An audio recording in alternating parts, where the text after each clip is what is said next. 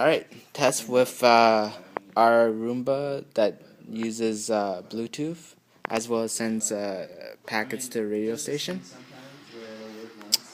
Going forward, going backwards. Oh. Slight turning.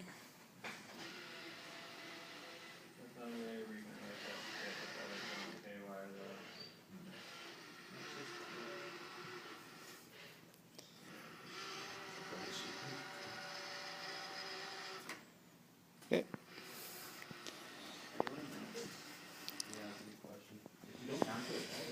As you can see, it has both the Bluetooth radio and the normal radio, as well as the flashing lights indicate that it's communicating with our base stations using the normal radio.